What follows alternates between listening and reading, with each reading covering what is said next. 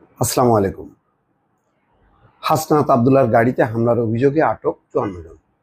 ইদানিং দেখা যাচ্ছে যে এনসিপি নবগঠিত যে রাজনৈতিক দল, তাদের নেতাদের ঘিরে প্রতিনিয়তই কোনো না কোনো সংবাদ, এবং সেই সংবাদটা হলো মারামারি, পিটাপিটি, হট্টগোল, হামলা এইসব। সার্জিস আলমকে দেখলাম বগুড়ায় ২ গ্রুপের মধ্যে পিটাপিটি।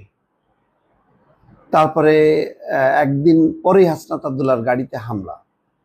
প্রায় দেখেন, যদি ঘটনাক্রম দেখা যায় যে নতুন এই রাজনৈতিক দলের কার্যক্রমের মধ্যে একটা উল্লেখযোগ্য ঘটনা হচ্ছে যে হামলা, মারপিট, পিটাপিটি। এখানে কেন হামলা, কি কারণে, কি এমন সমস্যা, এটা বোঝা যাচ্ছে না। এমন তো না যে মানে বিএনপির মতন একটা বিশাল রাজনৈতিক দল বা জামাতের মতন তারা একটা মোটামুটি একটা সাইড লাইনে পড়ে গেছে, যে তরুণদের, ছাত্রদের একটা অংশ নিয়ে তারা সব রাজনৈতিক কর্মকাণ্ড কেন্দ্রীভূত।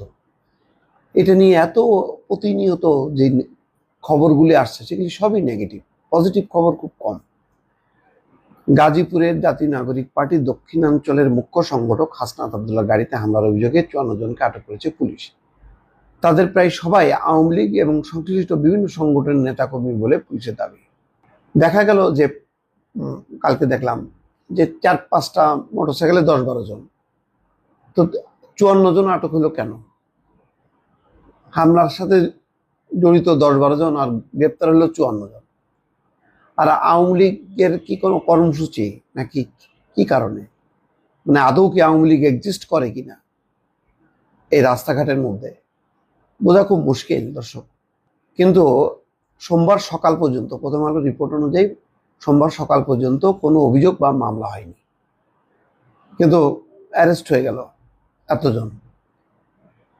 গাজীপুর মহানগর পুলিশ কমিশনার নাজমুল করিম খান জানাচ্ছেন যে সরকারকে তারা বিদায় করেছেন, সেই সরকারের লোকজনই এই হামলার সঙ্গে জড়িত। তারা নানা ইস্যু তৈরি করার জন্য এই হামলা করেছে। তিনি বলেন, ওই ঘটনার পর থেকে পুলিশের একাধিক দল হামলাকারীদের চিহ্নিত করতে, গ্রেপ্তার করতে অভিযান পরিচালনা করছে। এখন পর্যন্ত ৫৪ জনকে আটক করা হয়েছে। এই ঘটনায় আইনগত ব্যবস্থা প্রক্রিয়াধীন। গাজীপুর মহানগর পুলিশ সূত্র বলছে, হাসনাত আবদুল্লাহর গাড়িতে হামলার ঘটনার পরেই জড়িত ব্যক্তিদের ধরতে পুলিশ অভিযান শুরু করে।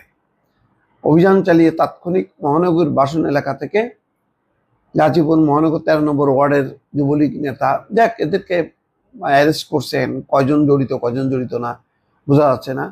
রোববার